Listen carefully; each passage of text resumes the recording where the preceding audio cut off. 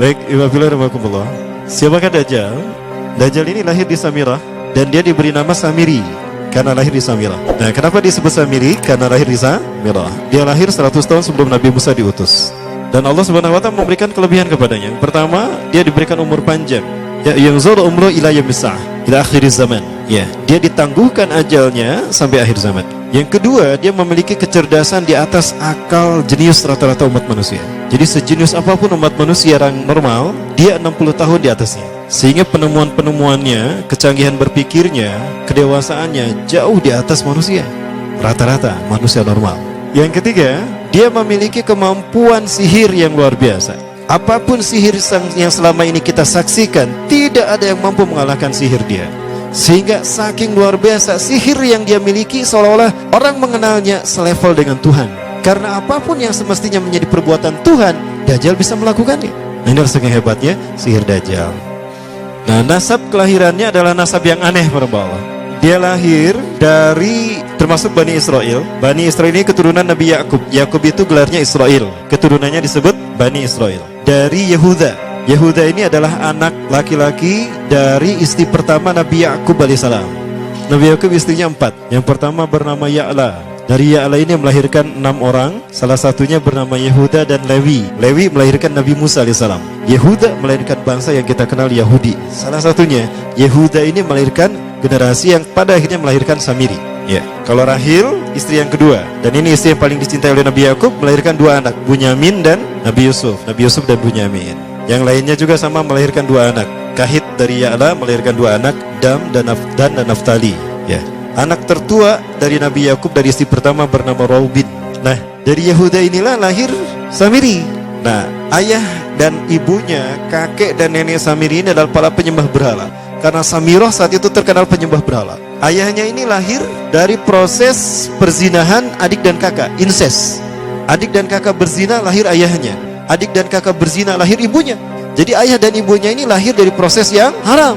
Dan ketika ibunya menstruasi, disetubuhi sama ayahnya. Jadi itu peluangnya dari 2000 persetubuhan dalam keadaan menstruasi, 1 bisa jadi. Karena menurut penelitian medis juga, bahwa darah kotor tidak menghalangi terjadinya fertilisasi, tidak menghalangi terjadinya reproduksi manusia. Jadi tetap pembuahan ovum oleh sperma bisa terjadi walaupun ada dalam medium darah kotor, menstruasi. Nah, ketika itulah hamil dan lahirlah Samiri.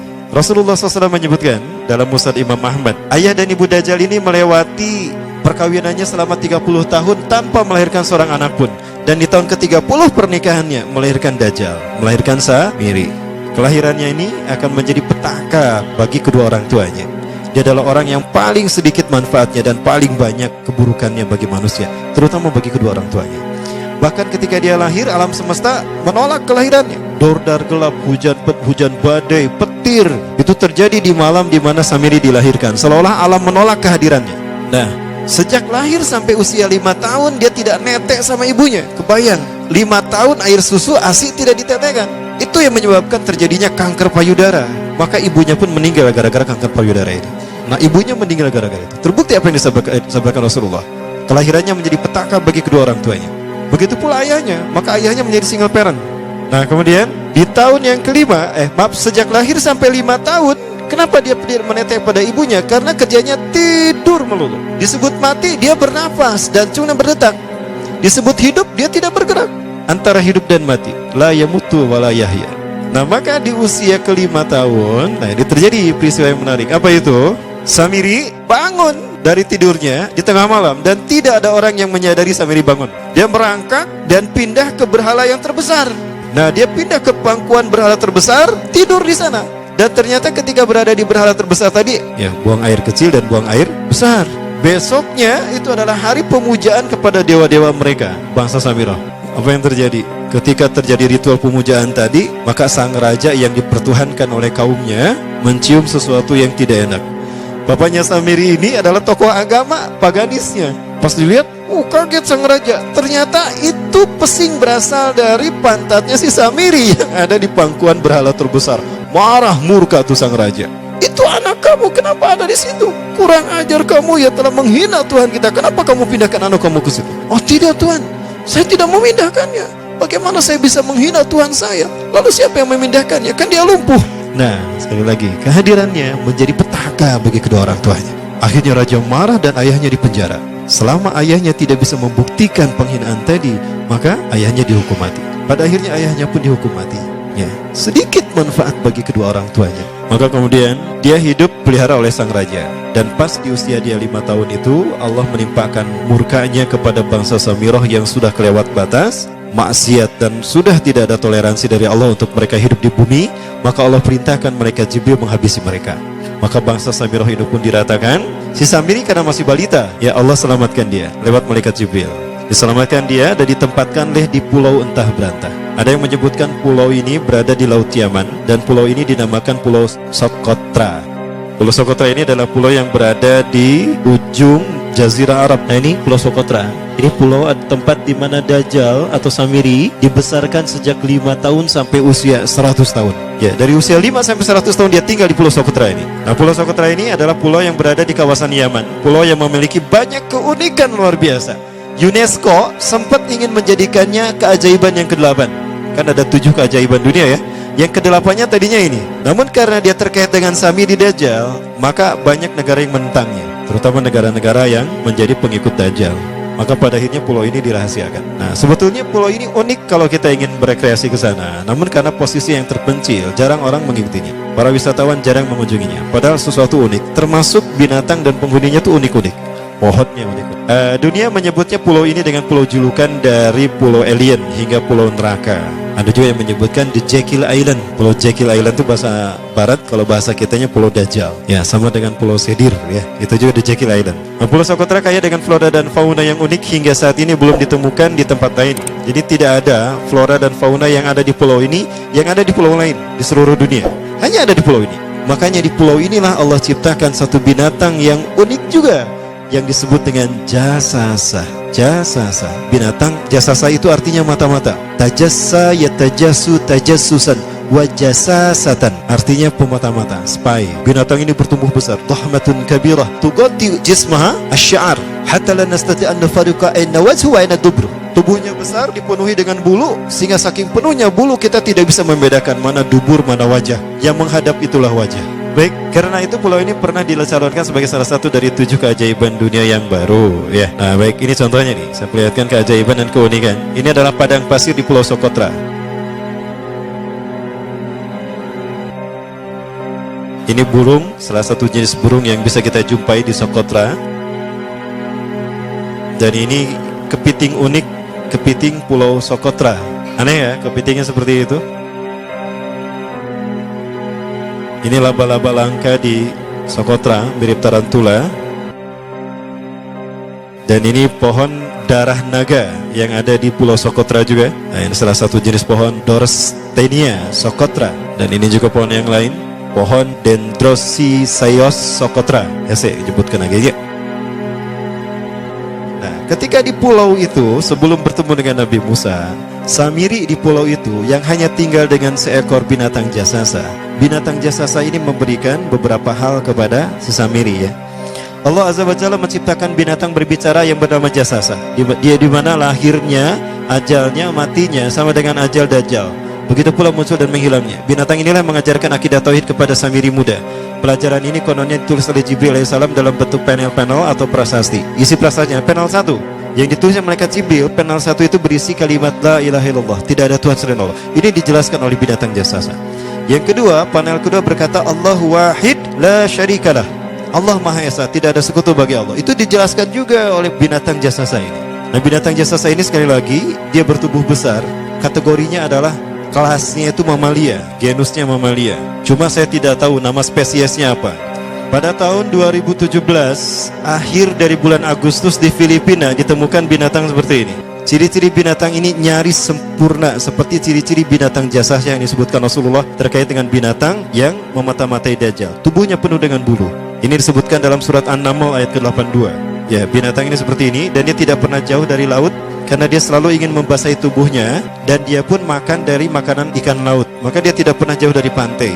Seperti ini. Nah, binatang inilah yang mengajarkan prasasti mengajarkan akidah tauhid kepada Samiri muda. Yang ketiga, engkau diurus oleh Jibril. Karena itu janganlah engkau mengkhianati janjimu dengan Allah. Hanya engkau saja di pulau ini. Panel yang kelima, makanlah dan nikmatilah makanan dan minuman yang menjadi rizki dari Allah sesuai kehendakmu.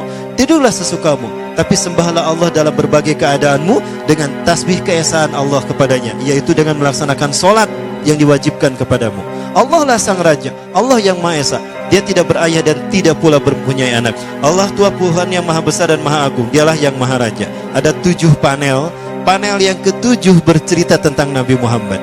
Panel yang ke-6 itu bercerita tentang nabi-nabi. Dan khusus panel yang ke-7 cerita tentang Nabi Muhammad. Jadi Dajjal sudah tahu, Samiri sudah tahu bahwa akan diutus Nabi Muhammad di akhir zaman. Dan itu Nabi yang terbaik. Makanya dia iri. Nah, selesai panel ini disampaikan, maka binatang sejasasa berkata, wahai Samiri, saksikanlah aku telah menunaikan, innani qad fa'altu ma umirtu min rabbi. Demi Allah, saksikan aku sudah menunaikan apa yang diperintahkan padaku, kata binatang jasasa. Maka sekarang adalah perintah terakhir, yaitu pertanyaan dariku untukmu.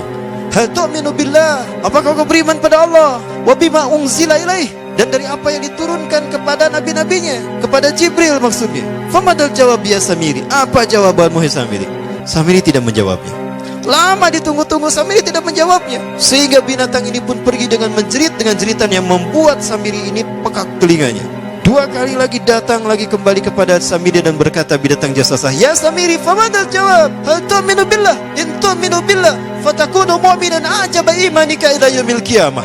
Jika kau beriman kepada Allah, maka sungguh kau akan menjadi mukmin yang menakjubkan imannya. Inna ajalaka ukhirat ila akhir zaman. Sesungguhnya ajalmu ditangguhkan sampai akhir zaman. Jika kau beriman pada Allah, engkau akan menjadi mukmin yang menakjubkan. Fa in lam tu'min billah, tapi jika engkau tidak beriman kepada Allah, wa bima unzila ilaih, dan apapun yang diturunkan pada Jibril, innaka minal mal'unina ila yaumil qiyamah, dan kau terkutuk sampai hari kiamat nanti. Tidak juga dijawab. Pergi lagi binatang jasasa tadi sambil memekikkan suara yang pekikan yang keras.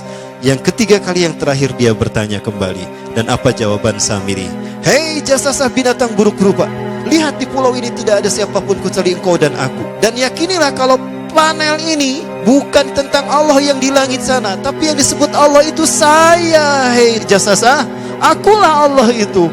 Oh, dia menjerit dengan jeritan yang makin keras.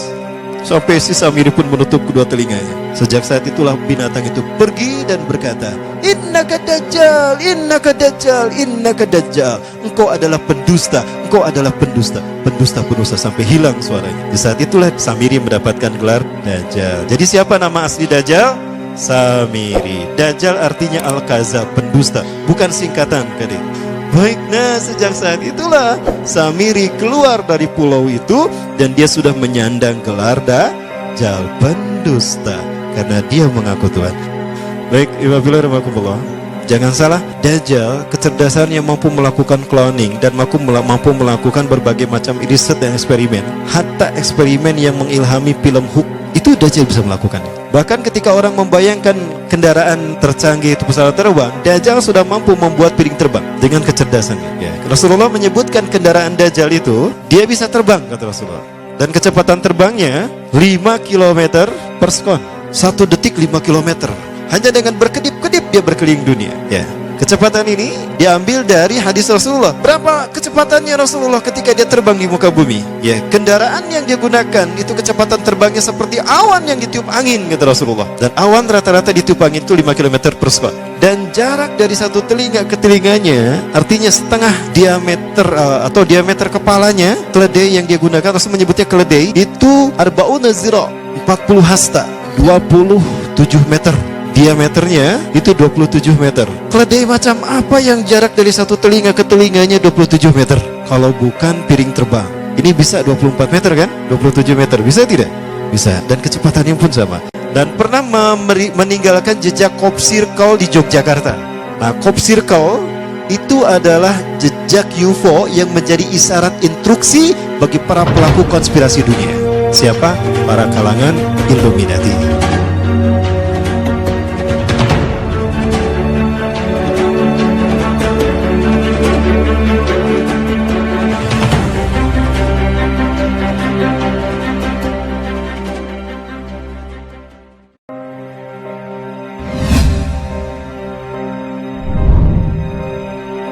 Baik, Imam Bilal rahmati Allah. Di dalam Al-Quran, Dajjal tidak disebut secara eksplisit.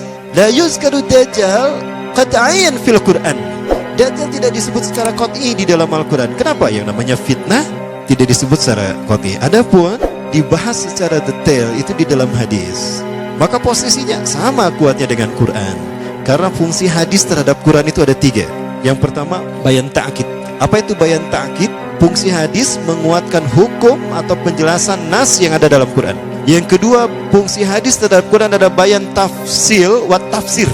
Bayan tafsir artinya menjelaskan apa yang ada dalam Quran. Sesuatu yang tidak dibahas secara mendetail dalam Quran dibahas secara detail di dalam hadis. Bahkan dirinci oleh hadis, tafsil. Nah, fungsi yang ketiga dari hadis terhadap Quran adalah bayan tasyri', yaitu fungsi hadis dengan menetapkan hukum yang tidak dibahas di dalam Al-Quran. Nah, di dalam Al-Quran ada beberapa ayat yang menurut para ulama ini terkait dengan Dajjal. Nah, peristiwanya adalah terkait dengan peristiwa Nabi Musa dan Samiri. Ya. Nah, di dalam Quran surah Toha disebutkan di dalam beberapa ayat. Yang pertama ayat dan 84. Auzubillahi minasyaitonirrajim. Wa ma ajalaka an qaumika ya Musa. Dan apakah yang membuat engkau tergesa-gesa meninggalkan kaummu hai Musa? Ketika ada 10 perintah Allah yang akan diterima oleh Nabi Musa yang kemudian disebut dengan Ten Commandment oleh orang-orang barat, Nabi Musa meninggalkan kaumnya Bani Israel ya di belakang bersama Nabi Harun. Nabi Musa tergesa-gesa karena Nabi Musa ingin segera mendapatkan perintah Allah. Maka Nabi Musa menjawab, qalahum ulai ala athari. Mereka ada di belakangku ya Allah. Wa ajiltu ilaika rabbi litardo, dan aku menyegerakan diri padamu ya Allah agar kau ridho kepadaku. Aku ingin segera memenuhi perintah. Nah, itu yang dijawab oleh Nabi Musa. Maka Allah kemudian menerangkan kepada Nabi Musa. Nah, ini ayat 2 ayat yang berikutnya. Qala, Allah berfirman, fa inna qad fatanna qaumaka min ba'dika wa adallahumus samiri. Fa inna, maka sesungguhnya kami qad fatanna telah menguji kaummu hai Musa. Min ba'dika, setelah engkau tinggalkan, wa adallahumus samiri, dan mereka disesatkan oleh Samiri. Nah, di sini saya sepakat kalau ada ulama mengatakan Samiri yang dimaksud di sini adalah Dajjal. Faraja Musa ila qaumi ghadbana asifa. Maka kembalilah Musa kepada kaumnya dalam keadaan marah yang sangat marah yang berlapis-lapis. Hingga begitu sampai pada kaumnya itu Nabi Harun ditarik jenggotnya. Wahai saudaraku, kenapa kau menarik janggutku? Jangan kau seperti itu. Aku sudah memperingatkan mereka, tapi mereka telah terperdaya oleh perkataan Samiri. Indahnya perkataan Samiri lebih mereka dengar ketimbang nasihatku, wahai kakakku, wahai saudaraku. Ya, itu kata Nabi Harun. Maka qala, berkatalah Nabi Musa, ya qaumi alam ya'idkum rabbukum wa'dan hasanan. Wahai kaumku, bukankah Allah telah menjanjikan janji yang baik untuk kalian? Afatala alaikumul ahdu. Apakah janji itu terlalu lama bagi kalian? Am aradtum ayyahilla alaikum ghadaban min rabbikum. Atau kalian sengaja ingin ditimpa azab murka dari Tuhan kalian? Fa akhlaftum mau'idi, sehingga kalian menyalahi perjanjianku. Aku sudah mengatakan, tunggu, aku akan sampaikan apa yang Allah berikan pada kalian sebagai janji Allah kepada kalian. Maka digambarkan Nabi Musa marah, itu patung anak sapi. Nah, patung anak sapi ini dibuat oleh Samiri. Sekali lagi, Samiri yang kita bicarakan sebagai Dajjal, dia punya kemampuan magic yang luar biasa. Dan dia punya kemampuan yang tidak bisa dicapai oleh manusia sejenius dan sehebat apapun. Maka jika ada manusia yang luar biasa di antara kita, itu adalah mereka yang dibentuk oleh Dajjal. Contohnya siapa? David Copperfield, David Mindfreak. Siapa lagi? Nah, jangan salah penulisan. Ada juga Rael juga sama. Dia seseorang yang tadinya tidak tahu apa-apa, sesuatu yang orang menganggap biasa, tiba-tiba dia menjadi seseorang yang luar biasa, supranatural, luar biasa. Itu juga sama. Termasuk juga Saibaba. Nabi Musa marah kepada Samiri. Maka kemudian Samiri pun diusir sama Nabi Musa. Ya, qala, berkata Nabi Musa kepada Samiri, fama khatbuka ya Samiri. Maka apa yang mendorongmu untuk melakukan itu, hai Samiri? Nah, Samiri sejak dipindahkan ke pulau Yaman yang tadi dinamakan Pulau Sokotra, di sana dia tinggal dari usia 5 sampai 100 tahun. Kerjaannya adalah bangun, makan, minum, tidur. Begitu sampai usia 100 tahun. Ya, dia tidak melakukan aktivitas lain. Ketika dia bangun, malaikat Jibril sudah menyiapkan makanan dan minuman di sampingnya. Dimakan dia. Nah, sampai usia 100 tahun baru dia melek, baru dia sadar, memikirkan tentang dirinya. Allah, di mana saya? Ternyata saya sudah sebesar ini. Tapi tidak ada siapapun kecuali dia dan binatang jasasa. Binatang jasasa Allah ciptakan, Allah lahirkan berbarengan dengan lahirnya Samiri. Karena tugasnya adalah untuk memata-matai Samiri, maka disebut jasasa. pemata-mata. Dan dia menghilang berbarengan dengan menghilangnya Dajjal, dan akan muncul lagi berbarengan dengan munculnya Dajjal. Malaikat Jibril selama Samiri tidur, dia memegang pena, tapi penanya itu kayak tongkat sihir. Nah, dia punya tongkat. Nah, tongkat itu sebetulnya adalah pena yang digunakan Malaikat Jibril menuliskan beberapa panel prasasti yang isinya adalah pelajaran akidah tauhid untuk Samiri. Pena inilah yang kemudian diambil oleh Samiri. Dengan pena inilah dia mampu melakukan apa yang dia inginkan. Dan dengan pena itulah dia membuat patung anak sapi. Bagaimana caranya? Dia masuk ke tengah-tengah kaum Nabi Musa. Jumlah umat Nabi Musa saat itu 70.000 orang yang menyelamatkan diri dari Mesir, dari kejaran Fir'aun, sampai ke Padang Tih dan ke Palestina. Itu 70.000 orang, include di dalamnya Nabi Musa, Nabi Harun, dan Nabi Yusha bin Nun atau Nabi Joshua kata orang Kristen. Nah, maka dia mampu mempengaruhi beberapa orang dari pengikut Nabi Musa. Maka mereka mengeluarkan perhiasan mereka, dimasukkan pada kuali, dibakar. Nah, perhiasan itu pun dibentuk dengan kemampuan magicnya menjadi patung anak sapi. Jin masuk ke dalam patung anak sapi itu dan berkata, "Aku Tuhannya Musa." Dan Musa telah lupa. Maka sujudlah mereka kepada patung tadi. Maka bertanya Nabi Musa, "Wa ma khatbuka ya Samiri?" Apa yang membuat kamu mendorongmu melakukan hal itu, hai Samiri? Kamu menyesatkan kaumku dan menyembah patung yang kau buat itu. Ya, patungnya diambilkan sama Nabi Musa, dihancurkan. Udah pecah, pecahannya diambil, dibakar. Ya, dibakar, kemudian dibuang ke Laut Merah. Qala, berkatalah Samiri, basartu bimalam yubsiru bimalam yabsuru. Aku mengetahui apa yang tidak mereka tahu. Aku melihat apa yang tidak mampu mereka pandang, mereka lihat bihi dengannya. Fagbatu qabdatan min atharir rasul, maka aku mengambil sesuatu dari bekas sang utusan. Ar-Rasul di sini maksudnya Malaikat Jibril. Asari ini adalah bekas Malaikat Jibril, yaitu pena tadi. Ya, menurut ahli tafsir, fanabastuha wa kadzalika sawwalat li nafsi. Aku mengambil segenggam dari jejak Rasul itu dan aku melemparkannya, dan demikianlah nafsuku membujuknya. Dengan pena tadi dia ambil tanah yang menjadi jejak Nabi Malaikat Jibril. Malaikat Jibril, jejaknya diambil, dimasukkan ke kuali, maka dibentuk dengan kemampuan, dengan keinginan dia melalui pena tadi. Maka kemudian apa yang terjadi? Nah, ini kata Nabi Musa. Qala, Nabi Musa berkata, "Fadhhab, pergi kamu. Fa innalaka fil hayati an taqula la misasa." Sesungguhnya hakmu di dalam kehidupan dunia ini adalah la misasa. Jangan kau sentuh aku. Artinya, jangan ada yang berani menyentuh aku. Karena sekali menyentuh aku, maka dia akan terkena oleh sihirku.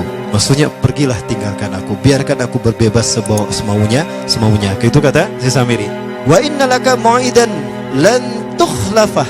Sesungguhnya engkau akan mendapatkan janji Allah yang tidak akan pernah terselisih. Artinya janji Allah itu pasti terjadi atas dirimu. Wangzur ila ilahika, maka lihatlah Tuhanmu yang kamu tetap menyembahnya. Alladzi talda zalta alaihi akifan lanuharriqannahu thumma lanahsifannahu fil yammi nafsan. Tuhan yang kau sebut tadi, yang tetap tadi kau puja-puja, akan saya hancurkan dan akan saya bakar dan akan saya buang ke lautan. Itu kata Nabi Musa. Nah, kemudian apa yang terjadi? Nabi Musa hanya mengusir si Samiri, tidak membunuhnya. Sementara kaum Nabi Musa yang menyembah patung anak sapi ini harus bertobat, dan tobatnya dibunuh oleh orang yang beriman. Yang tidak menyembah patung anak sapi jumlahnya ribuan. Maka mereka yang menyembah patung anak sapi karena disesatkan Samiri ini dalam keadaan berunduk begini untuk dipenggal kepalanya. Yang masih hidup mereka enggak mau dipenggal, maka melawan, maka terjadilah perang dengan sesama umat Nabi Musa. Disitulah Nabi Musa berdoa kepada Allah, "Ya Allah, cabut hukuman ini dari Engkau ya Allah. Andaikan Engkau tuntaskan hukuman ini, maka habis umatku ya Allah." Maka hukuman itu pun dihentikan, dan Allah mengampuni mereka yang telah bertobat, dan Allah memberikan pahala kepada orang beriman yang meninggal gara-gara melaksanakan hukuman tadi. Ini ada dalam tafsir firman Allah dalam Quran surat Al-Baqarah. Ya Bani Israil adhkuru ni'matallahi alaikum. Gimana terusnya? Fatubu ila barikum faktulu anfusakum. Al-ayat. Nah itu kalimat faktulu anfusakum. Ayat ini dikeluarkan ketika Nabi Musa berfirman, "Bertaubatlah kalian kepada Tuhan yang menciptakan kalian dan bunuhlah diri kalian sendiri." Maksudnya, bunuhlah mereka yang menyembah patung anak sapi tadi. Coba, yang menyembah patung anak sapi gara-gara disesatkan Samiri dibunuh taubatnya, Samirinya tidak dibunuh, tapi cuma diusir. Jika ada orang yang ingin mengganggu, katakan, la misasa, jangan kau sentuh aku. Kenapa diusir tidak dibunuh? Karena yang membunuhnya adalah Nabi Isa alaihi salam di akhir zaman. Maka sejak saat itulah Samiri mengembara dari satu negeri ke negeri yang lain. Maka bertemulah dengan para nabi sesudah Nabi Musa, hatta dengan Nabi Isa alaihi salam sendiri. Dan dia berganti-ganti nama, berganti-ganti kostum. Nah, di zaman Nabi Isa alaihi salam dia berganti nama menjadi Yudas Iskariot.